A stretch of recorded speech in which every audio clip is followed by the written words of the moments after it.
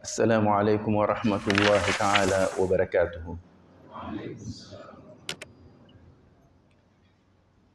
الحمد لله رب العالمين، والصلاة والسلام على رسول الله الأمين وعلى آله وأصحابه ومن دعا بدعوته واستنى بسنته إلى يوم الدين. أما بعد. Respeitados irmãos, antes de entrarmos diretamente para o nosso tema, gostaria de tecer algumas palavras de apreço, palavras de agradecimento, tanto ao Jamaat como à direção do Masjid Uthman bin Affan, pelo convite e pela oportunidade que me foi concedida para, nesta manhã, poder estar convosco neste masjid, numa das casas de Allah, para juntos refletirmos em torno do nosso din. E porque estamos no mês de Ramadã,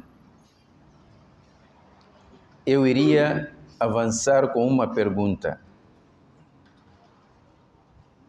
Qual é a coisa mais importante no mês de Ramadã?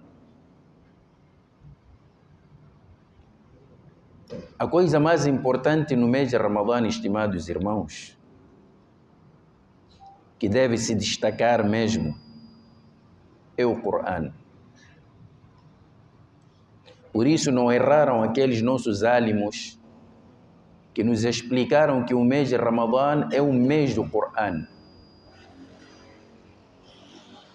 O próprio jejum de Ramadã que nós observamos é uma forma de homenagear o Corão, uma forma de receber o Corão.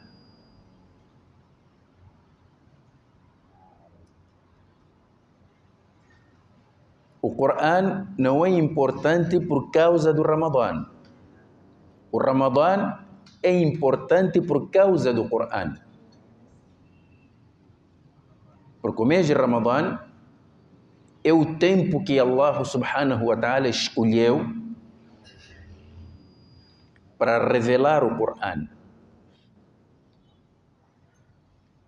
Por isso mesmo no Corão al-Karim, no Surat al-Baqarah, no versículo 185, Allah subhanahu wa ta'ala diz: Shahru Ramadana alladhi unzila fihi al-Quran.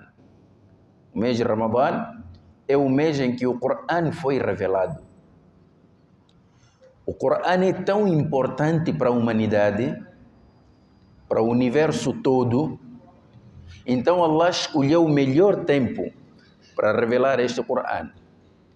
E dentro do Ramadã, escolheu o melhor dia ou a melhor noite para revelar o Corão. Inna anzalnahu fi laylatil qadr. Nós revelamos-lo na noite do decreto, que é o Laylatul Qadr. E como sabem, estimados irmãos, o Corão al-Karim teve duas formas de revelação, o que foi diferente dos livros que passaram, Taurat, Injil, Zabur. O Corão al-Karim foi revelado a primeira vez do registro conservado, al-Lawh al-Mahfuz, para a casa da glória, Baitul Izza, no primeiro céu. E esta revelação deu-se numa única noite, e o Corão foi revelado todo ele de uma só vez, do Lawh al-Mahfuz para Baitul Izza, na noite do decreto. Inna anzalnahu fi laylatil qadr. A segunda revelação foi da casa da glória, Baitul Izza, para o Nabi sallallahu alaihi wasallam, num período de 23 anos. E esta segunda revelação foi uma revelação paulatina. Então, o Corão era revelado de acordo com os acontecimentos. E a revelação do Corão acompanhou a evolução da primeira comunidade muçulmana, que é aquela comunidade que o Nabi sallallahu alaihi wasallam criou. Então, de acordo com os acontecimentos, o Corão era revelado e acompanhava a evolução da comunidade, a evolução do Ummat. Então, num período de 23 anos, também iniciou no mês de Ramadã, quando o Nabi sallallahu alaihi wasallam encontrava-se no Ghar Hira e recebeu pela primeira vez a visita de Jibril alaihi salam. Então nós hoje queremos fazer uma reflexão em torno disto. Então, Allah subhanahu wa ta'ala, para nos mostrar a importância que o Corão tem nas nossas vidas, revelou no mês que ele escolheu, no momento que ele escolheu, e qual seria a melhor forma de nós recebermos este presente de Allah, que é o Corão, é recebê-lo jejuando. Por isso jejuamos o mês de Ramadã. Era um mês em que o Nabi sallallahu alaihi wasallam, por causa do Corão, era a pessoa mais generosa. De acordo com Abdullah ibn Abbas radiyallahu anhuma, ele diz: "Kana Rasulullah sallallahu alaihi wasallam ajwada an-nas." O Nabi alaihi salatu wassalam era a pessoa mais generosa. Wa kana ajwadu ma yakunu fi Ramadan. Mas o Nabi ainda era muito mais generoso durante o mês de Ramadã. Por quê? Então o hadith diz: "Hina yalqahu Jibril", quando ele se encontrava com Jibril. Então Jibril encontrava-se com o Nabi sallallahu alaihi wasallam em cada noite de Ramadã. Wa kana Jibrilu yalqahu kulla laylatin min Ramadã. Jibril encontrava-se com o Nabi cada noite de Ramadã, encontrava-se com o Nabi alaihi salatu wasalam. E o que é que fazia nesse encontro? Diz: "Fayudarisuhu al-Qur'an." Reparem, estimados irmãos, eu quero que sublinhe essa palavra. Fayudarisuhu al-Qur'an. Então Jibril estudava o Corão com o Nabi sallallahu alaihi wasallam. Muitos alunos explicam que ele fazia revisão. Quer dizer, o Nabi alaihi wasallam fazia revisão de tudo que já tinha sido revelado até aquele momento. Então fazia revisão diante de Jibril. E se houvesse algum erro, naturalmente Jibril ia corrigir. Aqui o Nabi alaihi wasallam transformava-se num aluno de Jibril. Fayudarisuhu al-Qur'an. Estimados irmãos, eu queria que prestasse atenção para esta palavra, fayudarisuhu. A palavra mudarasa deriva do verbo darasa yadrusu darsan. E quando você diz a qualquer pessoa falante da língua árabe, o que é que significa a palavra dars? Vai te dizer que dars significa lição. Mudarris, professor. Madrasa, escola. Durus, aulas, estudos. Então tem um elemento estudo. Agora, o verbo construído desta forma, mudarasa, porque o árabe diz darasa, estudou. Yadrusu, estuda. Darisun, estudante. Mas quando você disse mudarasa, é um estudo compartilhado entre duas pessoas, duas ou mais pessoas. Este estuda, aquele estuda, quer dizer, estão a fazer, é uma espécie de partilha de estudo. Não é? É uma forma de partilha de estudo. Então, o que eu quero aqui reter é que há aqui o elemento estudo. Então, Jibril alayhi salam encontrava-se com o Nabi alayhi salatu wassalam cada noite de Ramadã para estudarem o Corão. Agora, recitar o Corão, como é que se chama? Diz-se tilawatul Corão. Tilawa é recitar, é ler. Você pegar o Corão e começar a ler. Alhamdulillahi Rabbil Alamin, Ar-Rahman Ar-Rahim, Maliki Yawmiddin. Aí estás a fazer tilawa. E tilawa naturalmente faz-se com tajwid, aquelas regras de tajwid para recitar corretamente. Isso não é estudo, é recitação. Estudo é você penetrar o conteúdo da mensagem contida no versículo. O que é que este versículo está a me transmitir em termos de lição? O que é que eu estou a aprender com este versículo? Isso já é estudo. Nós, no Islã, fomos ordenados a fazermos as duas coisas, recitar e estudar. Mas, infelizmente, parece que nós, muçulmanos, nunca chegamos a compreender isso. É por isso que até hoje recitamos e não estudamos. Eu vou vos levar para um outro hadith do Nabi alayhi salatu wassalam. O Nabi alayhi salatu wassalam, num hadith longo, eu só vou levar a parte que nos interessa. Diz: وَمَا اجْتَمَعَ قَوْمٌ فِي بَيْتٍ مِّن بُيُوتِ اللَّهِ يَتْلُونَ كِتَابَ اللَّهِ وَيَتَدَارَسُونَهُ بَيْنَهُمْ إِلَّا نَزَلَتْ عَلَيْهِمُ السَّكِينَةُ وَغَشِيَتْهُمُ الرَّحْمَةُ وَحَفَّتْهُمُ الْمَلَائِكَةُ وَذَكَرَهُمُ اللَّهُ فِي مَنْ عِنْدَهُ.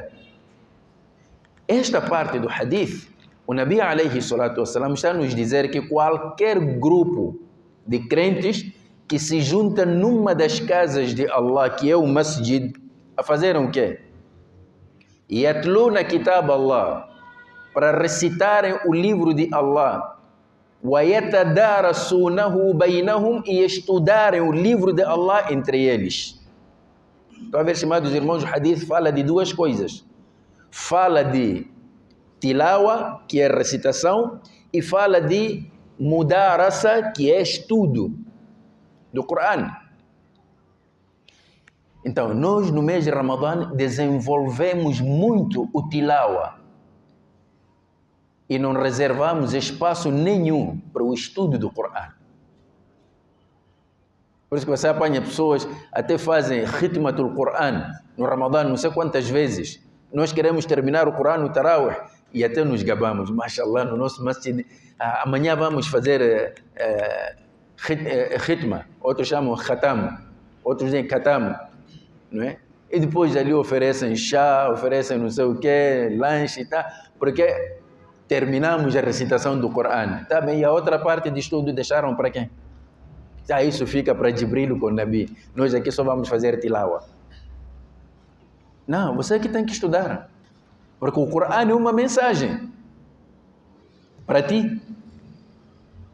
E você já percebeu o que essa mensagem traz para ti? Então nós estamos a ser muito injustos com o Corão al-Karim, porque nós estamos a estudar o Corão.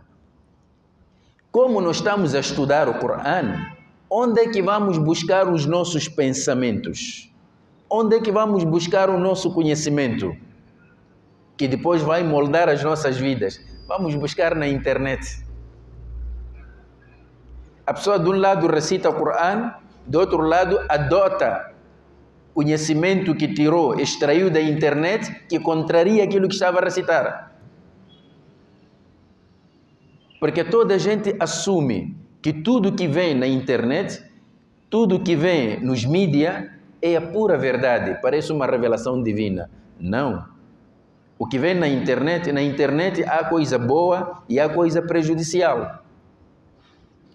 Tu é que tens que desenvolver a capacidade de peneirar, saber o que levar e saber o que deixar. Mas como é que vais saber que isto é certo? Vou levar. Isto está errado? Vou levar ou vou deixar. Tens que ter uma referência, e a tua referência é o Corão. A tua referência é o Corão. Então, nós precisamos agora estudar o Corão. Então, estimados irmãos, no versículo 185 do Surat al-Baqarah, Allah subhanahu wa ta'ala diz: Shahru Ramadan alladhi unzila fihi al-Qur'an. O mês de Ramadã é o mês em que o Corão foi revelado. Para quê? Hudan linnas, como orientação para as pessoas. Atenção, Hudan linnas. An-nas aqui refere-se a toda a gente. Muçulmanos, cristãos, budistas, sei lá o que, sem religião, ateus, porque são pessoas. Como é pessoa, o Corão foi destinado para ele também.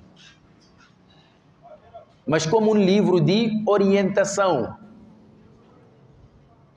Então, por um lado, o Corão é livro de orientação. Por outro lado, وَبَيِّنَاتٍ مِّنَ الْهُدَى وَالْفُرْقَانِ. O Corão traz detalhes importantes que explicam essa mesma orientação. E no terceiro ponto, o Al-Furqan, o Corão é o livro que veio com a capacidade de separar entre o certo e o errado, o verdadeiro e o falso. Furqan, porque separa entre a verdade e a falsidade. Por isso eu dizia aqui que tu tens que ter o Corão como referência para saberes o que escolher na vida e o que deixar na vida. O Corão é referência. Não é doutor fulano, filósofo fulano, não. Vai buscar no... O Corão já traz esse conhecimento. Então, é um livro de orientação. Mas como é que tu vais te orientar com o Corão se tu não conheces a mensagem do Corão? E como é que vais conhecer a mensagem do Corão se não estudas o Corão? Só limitas-te apenas a recitar o Corão. Há pessoas que, mashallah, quando recitam o Corão aqui você chora. Voz bonita, consegue pronunciar bem os versículos, mashallah. Você chora até no salat, as pessoas começam já a abanar. Tá? Mas aquilo é momentâneo, é só ali. Tá? Abanou-se no salat, acabou, saiu. Tá bem, irmão, eu vi que ali você estava a chorar quando estava no salat. Estava a chorar por quê? Esse versículo que te fez chorar, estava a dizer o quê? Diz que não, eu também não entendi. Eu estava a gostar aquela voz do imam, mashallah. Mas é isso que te mandaram fazer?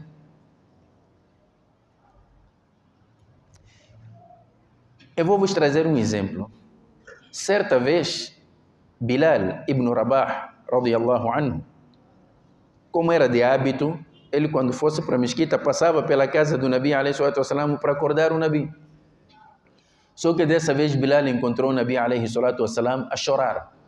Quer dizer, o Nabi passou a noite a fazer salat e a chorar. Isto preocupou Bilal. Então ele perguntou: Ma yubkika ya Rasulallah? O que é que te fez chorar, ó mensageiro de Allah? Então o Nabi sallallahu alayhi wa sallam respondeu e disse: Laqad unzilat alayya al-laylata ayat wailul liman qara'aha wa lam yatadabbarha. Revelaram-me versículos nesta noite. Ai daquele que as recitar e não meditar nesses versículos. Este é outro nível. O Corão manda-nos, incentiva-nos a meditação. Kitabun anzalnahu ilayka mubarakun. Este é um livro que te revelamos, um livro abençoado que te revelamos, mubarakun, para fazer o quê? Liyadabbaru ayatihi, para que eles possam refletir nos seus versículos. Nós fazemos reflexão. Por isso eu logo no início disse, o que vamos fazer hoje é uma reflexão em torno do versículo 185 do Surat al-Baqarah. Nós só paramos na recitação, não estudamos o Corão, não refletimos no Corão. Atenção, estimados irmãos, estudar é uma coisa, refletir é outra coisa. Reflexão não é tafsir. Reflexão não é tafsir. O versículo diz, liyadabbaru ayatihi. Não disse liyufassiru ayatihi.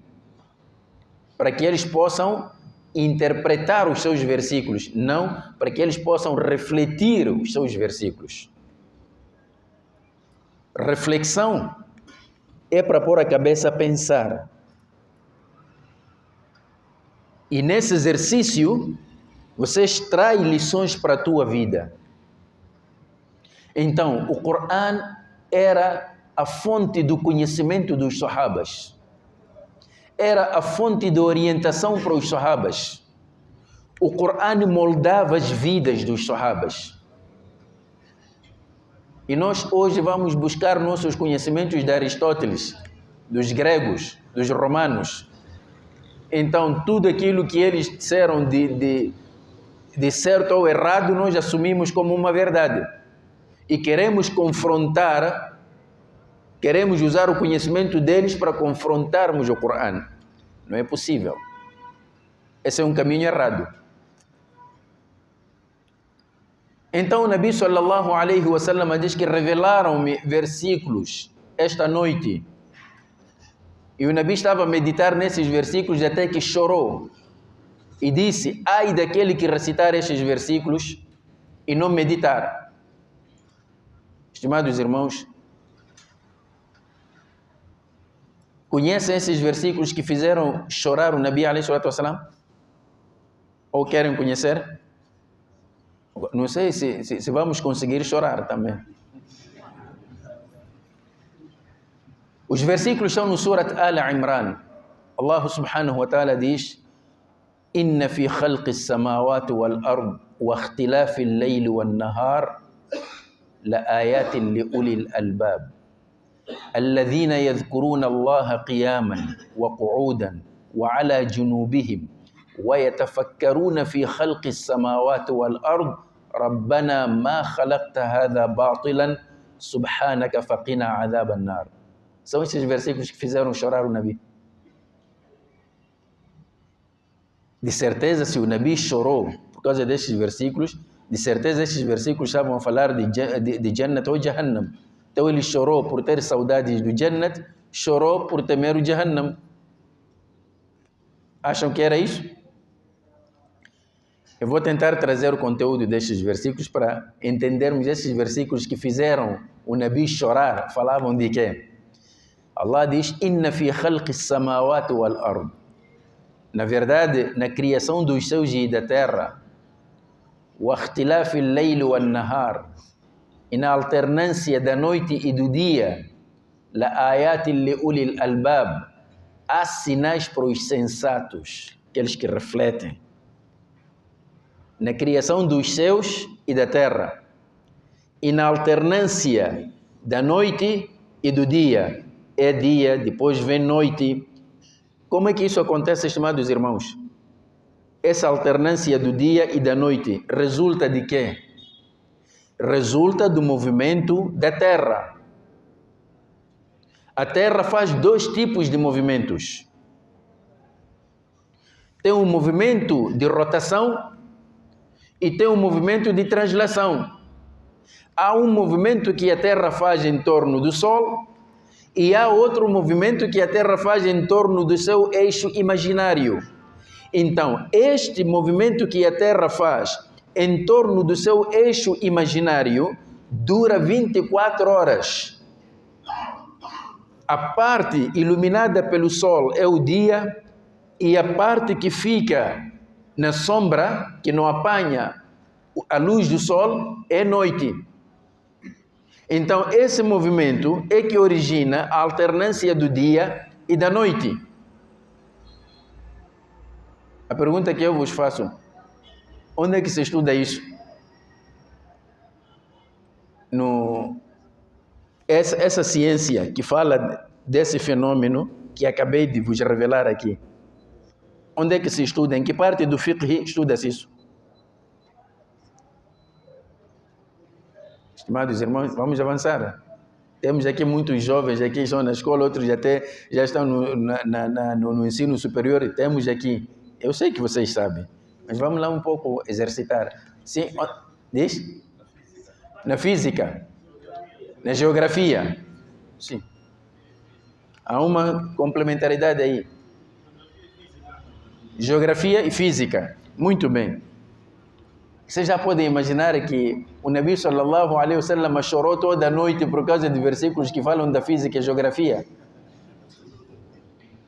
E hoje vai vos aparecer alguém intitulado de álimo que vai vos dizer que ir à escola estudar essas ciências é haram ou é bid'ah. Agora, quem está a cometer o bid'ah? Foi o Nabi que chorou por causa disso ou este que vem nos enganar? Há vários exemplos destes no Corão. E depois estes sensatos que meditam nisso aí, Allah diz que inna fi dhalika la ayatin li ulil albab. Nisso há sinais para os sensatos, aqueles que refletem, que meditam. Quem são? Diz alladhina yadhkuruna Allah, são aqueles que se recordam de Allah. Qiyaman, de pé, wa qu'udan, sentados, wa ala junubihim, e deitados sobre os seus flancos. E o que é que eles dizem nessa meditação? Rabbana ma khalaqta hadha batilan. Oh nosso Senhor, oh Allah, tu não criaste isto em vão. A meditação nos fenômenos da natureza conduziu-lhes ao reconhecimento do Criador dessa natureza. E este reconhecimento deu-lhes a humildade de se submeterem à vontade de Allah e reconhecer o poder de Allah. Estão a ver como a ciência está ao serviço do Corão? E nós atrasamos nisto, e os outros levaram nesta ciência, começaram agora a usar para combater o Din. A ciência que era suposto estar ao serviço do Din, os outros usam como uma arma para combater o Din. E nós caímos nessa armadilha deles. Caímos. Então daí vamos à escola estudar só para garantirmos diploma e o diploma para nos garantir emprego. Ninguém imagina que deve ir à escola estudar para munir-se de conhecimento, por um lado perceber melhor o seu dini, por outro lado ter ferramentas para defender esse dini. Este é o serviço do Corão. Mais uma vez voltamos. Shahru Ramadan alladhi unzila fihi al-Qur'an hudan lin-nas. Este Corão veio como orientação para as pessoas. Essa é uma das orientações que o Corão nos traz. Que a forma de defender o dini, a forma de desenvolver as comunidades é através do conhecimento. Esta é a razão porque é que a primeira ordem que o Nabi sallallahu alaihi wasallam recebeu do Corão foi Iqra, lê. O mais estranho, você pergunta, eu costumo ouvir algumas palestras dentro e fora do país, quando estão a fazer tafsir destes primeiros versículos do Surat Al-Alaq, diz assim: Iqra, lê. Iqra bismi rabbik, lê em nome do teu Senhor. Qual é o conhecimento que Allah mandou Nabi ler aqui? É o conhecimento do dini. Eu disse, espera aí. Isso é da sua parte. Não está escrito aqui o conhecimento referido aqui, o conhecimento do dini. E eu pergunto, o que é o conhecimento do dini?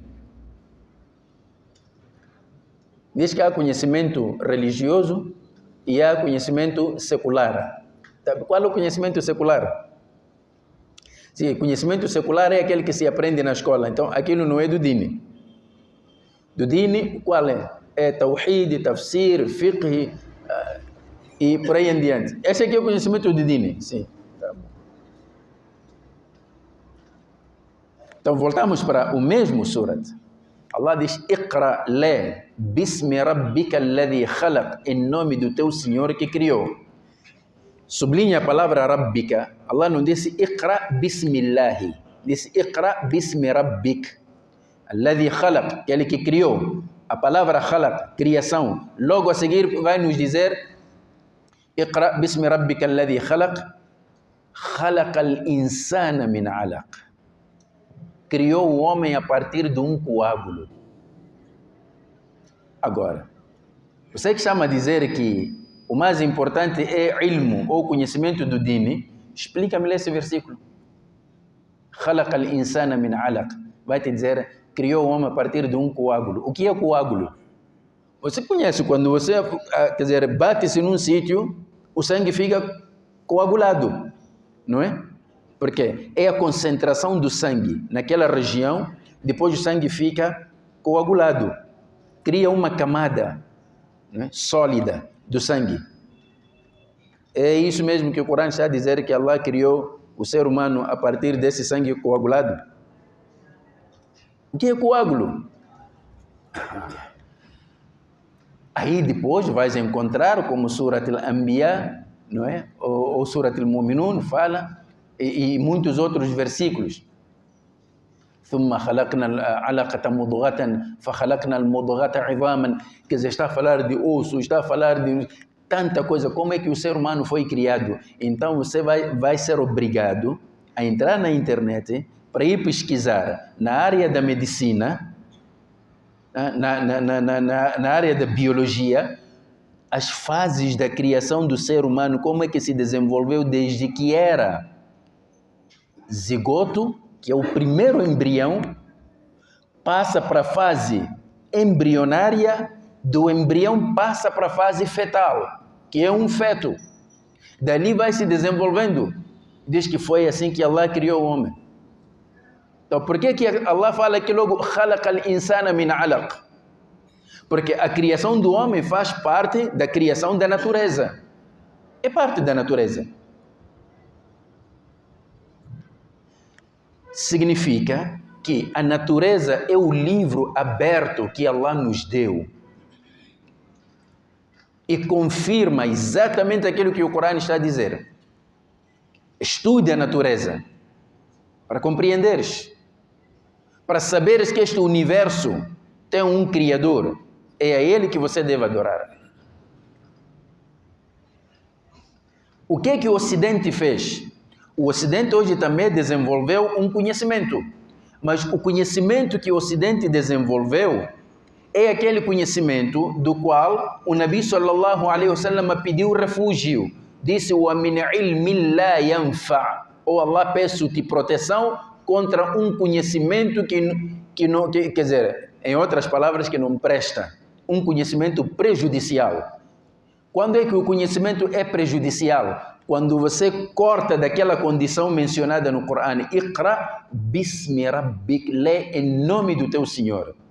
Quando o Ocidente começou a ler não em nome do Criador, produziu um conhecimento prejudicial para a humanidade, e este que está a nos arrumar todas as nossas vidas aqui.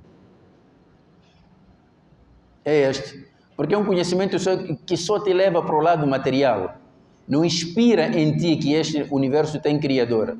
Você pergunta, mas por que o sangue era vermelho? Por que temos glóbulos vermelhos no sangue? Vai dizer que não, a natureza fez assim. Não é shirk isso? O que custa dizer diretamente que não, Allah fez assim, o Criador do universo projetou dessa forma? Diz que não mete a religião aqui. Isto é ciência, nós lidamos com factos. Mas factos como? Factos como? A ciência pode me dizer como é que o sangue é constituído.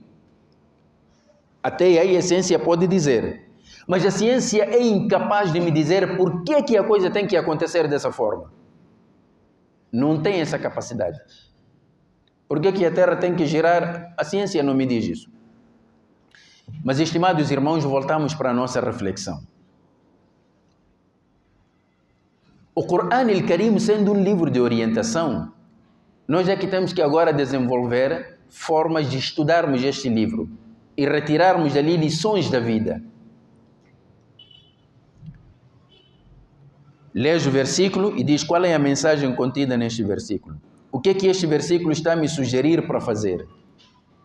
A partir daí vamos moldar a nossa vida de acordo com esse versículo. Eu queria vos trazer aqui mais um versículo, estimados irmãos,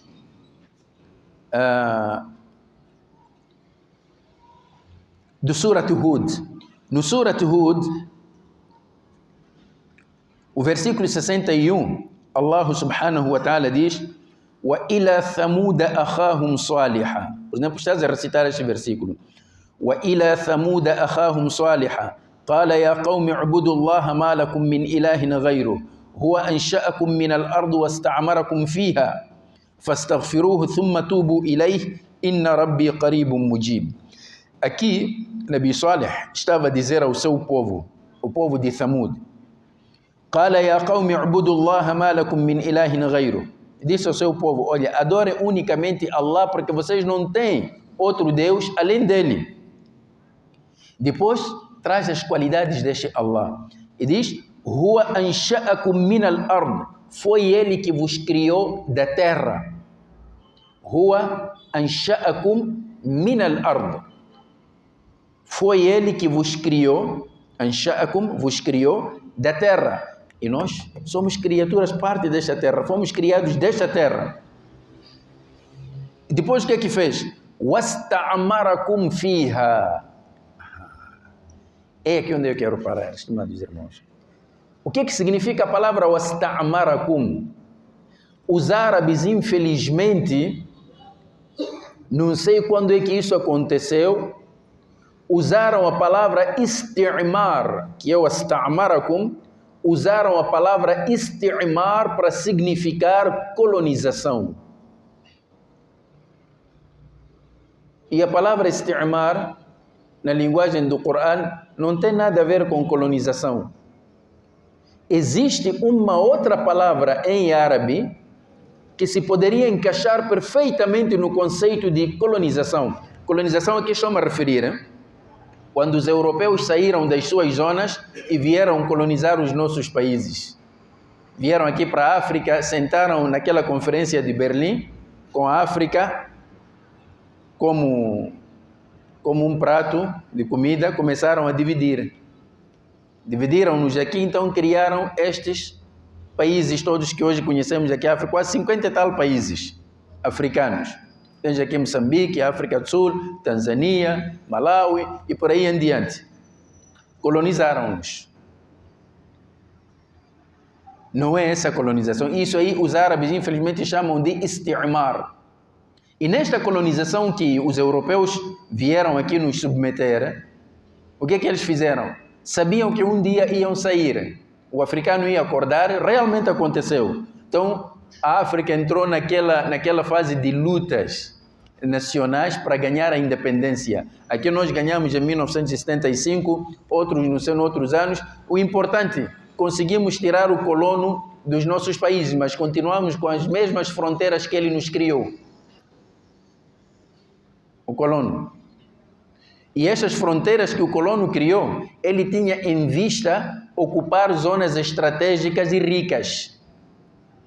Não tinha em vista a população. Daí dividiu a mesma tribo, uma parte está na Tanzânia e outra parte está em Moçambique.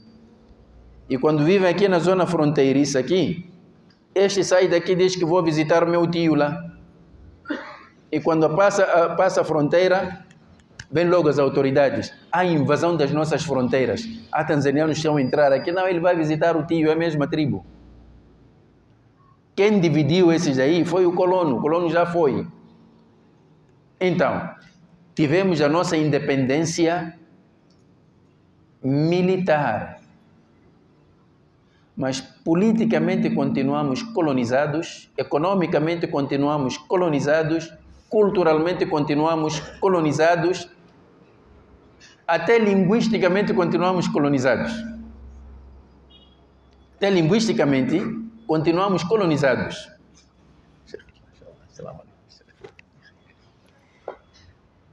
Eu vou vos dar o exemplo disso, estimados irmãos.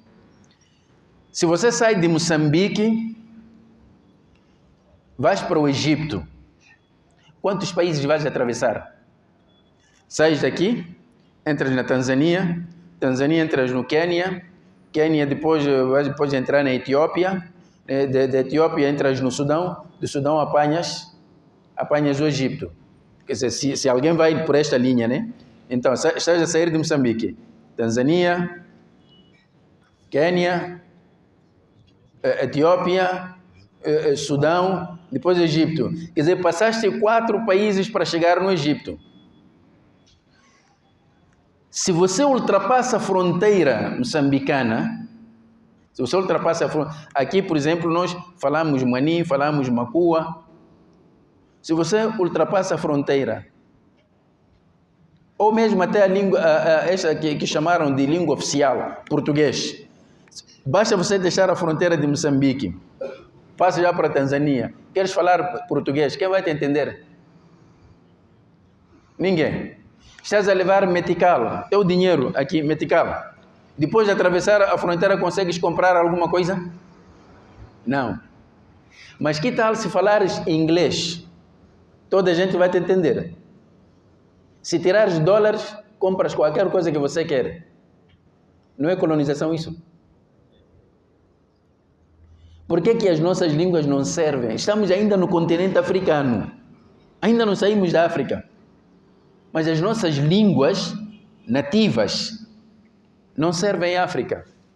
Para eu me entender com outro africano como eu, tenho que falar inglês ou francês. Para facilitar as nossas transações, tenho que utilizar o dólar. Por quê? E você vê toda a gente a correr. Veja só a colonização. Você está aqui na cidade de Pemba. Aqui podes falar Macua, podes falar Mani, podes falar Maconde. Se queres ainda te entender melhor com as pessoas, falas português. É normal. Mas você entra numa loja, queres comprar uma coisa, vais apanhar na loja escrito ali em inglês. Você pode ter inglês por quê? Se eu estou aqui em Moçambique. Não, é para quando chegar o estrangeiro aqui, não se perder. Logo, aquela loja vende coisa tal. Porque você já escreveu com a língua dele. Mas se você sai daqui, vais para a América, ele não se preocupa em escrever na frente da loja dele em Mani ou Macua português, para você entender. Colonização cultural. E nós aceitamos isso. Então, isso em árabe chama-se ihtilal. Ihtilal é ocupação. O colono, quando veio, na verdade, aquele veio para ocupar a nossa terra. Ocupou, tirou o que queria tirar, saiu não por vontade própria, porque se fosse por vontade própria até hoje estaria aqui, não saía, mas saiu porque nós tiramos. Mas ele disse que sim, eu vou sair, mas eu vou deixar aí minhas raízes. Então criou novos colonos. Hoje o africano é vítima de colonização de outro africano. Esta é a razão por que eles ficam muito preocupados quando há eleições nos nossos países. Porque ele quer garantir que ali esteja alguém favorável aos interesses dele, não aos interesses do próprio povo. Mas o Corão al-Karim está a nos chamar para uma outra coisa, que é isti'mar. Então aqui Nabi Saleh, quando diz ao seu povo Thamud, Huwa ansha'akum min al-ard, ele vos criou da terra, wasta'amarakum fiha, i'maru al-ard significa trabalhar para desenvolver a terra.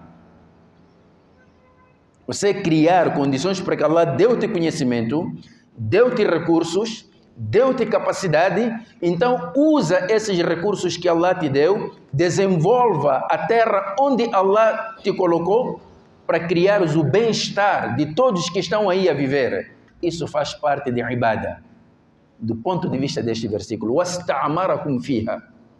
Reparem, estimados irmãos, isti'mar não é o mesmo que sakan. Sakan é viver só. Allah, quando mandou Adam alayhi salam viver no Jannat, disse-lhe: وَقُلْنَا يَا آدَمُ اسْكُنْ أَنْتَ وَزَوْجُكَ الْجَنَّةِ. Ó Adam, tu e a tua companheira, a tua mulher, Hawa, vivam no Jannat, habitem no Jannat. Então, sakan é habitar. Uskun anta wa zawjuka al-jannah. Não disse u'mur anta wa zawjuka al-jannah. Não lhe mandou desenvolver o Jannah, porque o Jannah já está desenvolvido. Mas quando vem aqui para a terra, Allah diz aos filhos de Adam: wasta'amarakum fiha. Não disse wa askanakum fiha. Porque se Allah tivesse dito wa askanakum fiha, seria assim que Ele vos permitiu habitar a terra. Então você só vem aqui para viver só. Mas não é isso que Allah quer, só viver. Você é sentado a viver. Não. Wasta'amarakum fiha, isto é, você está na terra, então usa os instrumentos que Allah te deu, conhecimento, capacidade, recursos, para desenvolver a terra onde Allah te colocou. Então, o desenvolvimento da terra é uma mensagem que nós recebemos a partir do Corão. Por isso, hoje, o muçulmano, em tudo que ele faz para desenvolver a terra e criar condições favoráveis de uma vida melhor para os seus semelhantes, faz parte de ibada. Estamos a responder ao apelo do próprio Corão. Não é política, não. É do nosso Corão.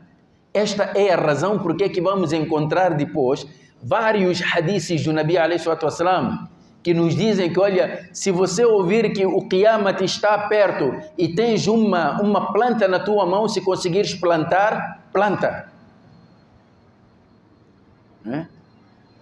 É por isso que o Nabi, quando ia para a batalha, proibia os seus companheiros de destruírem árvores de frutas, contaminar águas, porque isso prejudica a natureza, não só o homem, porque não é só o homem que se beneficia disso, há outras criaturas de Allah que se beneficiam disso também, e você estraga. Então colocas em risco a sobrevivência daquelas outras criaturas. São ensinamentos do nosso dini. Então, desenvolver a terra, trabalhar para desenvolver a terra, criar melhores condições de vida na terra, faz parte dos ensinamentos do nosso dini. Huwa alladhi ansha'akum min al-ard wasta'marakum fiha. A palavra isti'mar vem disto, imaratul ard, habitar e desenvolver a terra. Isto tudo vem a partir da meditação, vem a partir do estudo do Corão al-Karim. Esta é a razão por que Allah criou todos estes recursos naturais, recursos energéticos para o bem da comunidade. Então, o Islã, quando promove o jihad, é exatamente para evitar de que pessoas perversas possam tomar as rédeas e prejudicarem a vida da maioria. O mundo tem que estar livre desses perversos, para que as pessoas possam trabalhar, possam desenvolver. Esta é a razão por que o trabalho no Islã é ibada. Qualquer coisa que você faça, desde que seja halal, é ibada. E hoje, Allah deu-nos tantos, mas tantos recursos. Não vou falar agora desses recursos energéticos, porque isso é uma coisa que descobrimos agora. Já existia, nós é que estamos a descobrir agora. Mas vamos lá para aquilo que nós conhecemos. Estimados irmãos, vocês sabem por que os brancos, quando chegam aqui nas nossas praias, gostam de andar sem camisa? Sabem disso? Eu uma vez estive ali no Caúre, então saí, começou a olhar assim para a praia, e vejo ali uns turistas estrangeiros satisfeitos, só de calções, sem camisa, estão a andar ali. E nós, quando olhamos aqui, ei, branco sabe aproveitar a praia, né? Então vamos lá imitar. Também tiramos camisa, vamos para ali. O branco vem aqui, sabe por que ele gosta de sol? Não é para bronzear a pele, não. Ele, dos raios solares, retira a vitamina D que lá na terra dele não tem. Nós aqui temos o sol à fartura, a vitamina D está cheio aqui. Ele não tem. Por isso, quando chega aqui, quer ficar mais tempo para ver se pode voltar com alguma quantidade de vitamina D que ele não tem lá. Mas este sol é recurso. Temos água em abundância. Vocês vão ver mais uma vez no Corão al-Karim, Allah conta-nos a história de Saba. لَقَدْ كَانَ لِسَبَإٍ فِي مَسْكَنِهِمْ آيَةٌ. A zona onde o povo de Saba vivia era extraordinário, no sul do Iêmen. Foi uma terra que até os romanos tentaram conquistar. Chamava-se Arábia Félix. Era a zona mais rica. Ali surgiu uma civilização que nunca mais voltou a acontecer. Mas aquela prosperidade do povo de Saba, de onde é que veio? Allah menciona no Corão: Jannatani an yaminin wa shimal, kulu min rizqi rabbikum washkuru lahu, baldatun tayyibatun wa rabbun ghafur. Eles tinham prosperidade dele, vinha da agricultura. E a prosperidade na agricultura vinha de um recurso vital. Por isso mesmo, Allah, quando quis castigar aquele povo por sua ingratidão, destruiu aquele mesmo recurso que garantia a prosperidade deles. Disse: فَأَعْرَضُوا فَأَرْسَلْنَا عَلَيْهِمْ سَيْلَ الْعَرِمِ. Sayl al-Arm foi o enchente de água que foi destruir a barragem de Ma'arib. Eles tinham uma barragem, construíram uma barragem para reter as águas das chuvas. E dali vinha a prosperidade deles. Nós quantos rios temos em Moçambique? Moçambique está infestado de rios. Do norte ao sul, rios, água. Quantas barragens temos? Mesmo algumas que funcionam de forma deficiente. Nós não temos a capacidade de reter a água para nos servir. Aqui, o que acontece em Moçambique é um fenômeno estranho. No tempo chuvoso, sofremos de cheias. Quando a chuva para, sofremos de secas. Porque não temos capacidade para reter a água. E no tempo chuvoso, onde sofremos de cheia, quando a nossa vizinha África do Sul entende abrir também as compotas dele, nós aqui passamos mal. Temos a nossa costa do norte ao sul, Oceano Índico. Já agora, para vos falar do Oceano Índico, estimados irmãos, vocês sabiam que nós temos um problema aqui adormecido. Um dia qualquer malandro pode acordar e nos trazer mais problemas aqui. Já ouviram falar das ilhas dispersas no canal de Moçambique? Quem já ouviu falar das ilhas dispersas? Já, né? As ilhas dispersas foram descobertas pelos portugueses. Mas hoje são causa de disputas entre Madagascar e a França.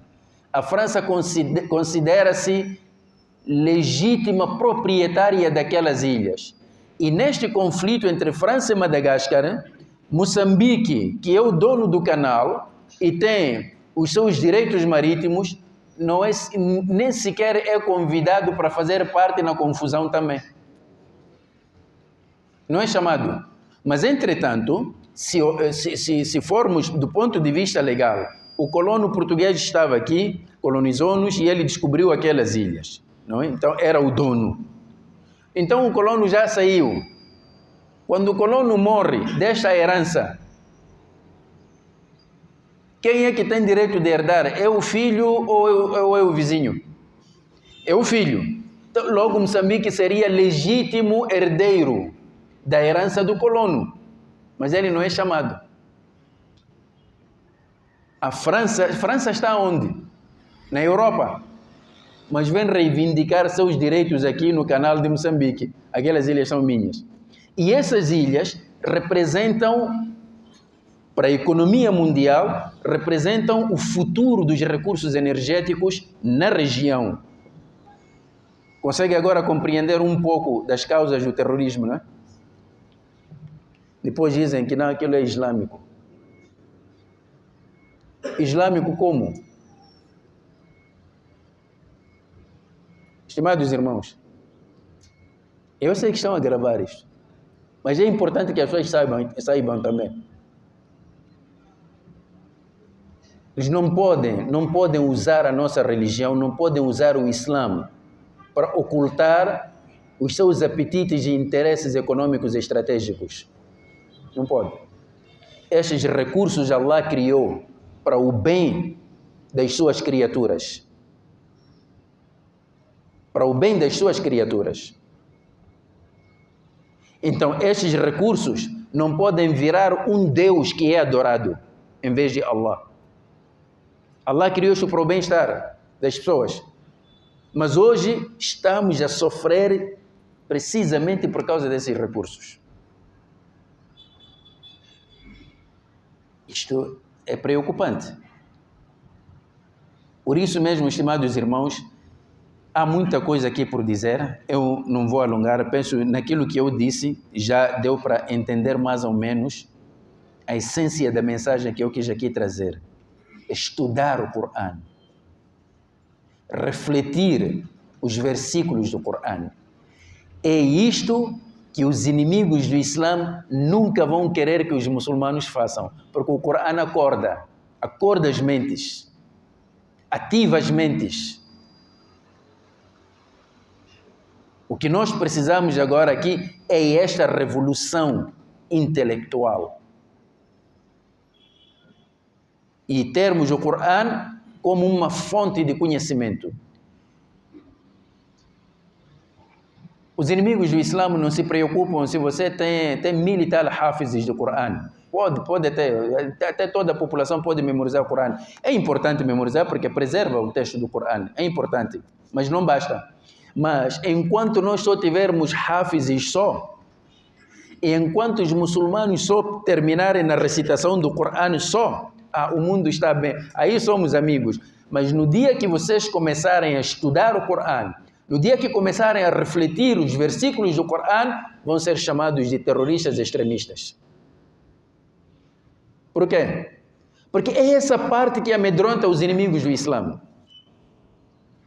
Porque um muçulmano que conhece a mensagem do seu livro, do seu Corão, ele vai lutar para criar condições de vida melhor para as criaturas de Allah. Não estou a falar só dos seres humanos. Porque o asta'marakum fiha, Allah pediu para que os muçulmanos, tendo esta fonte e este tesouro que é o Corão, eles conseguem fazer transformações profundas na forma de viver da humanidade. E foi isso que os nossos antepassados fizeram. E mereceram um lugar de destaque.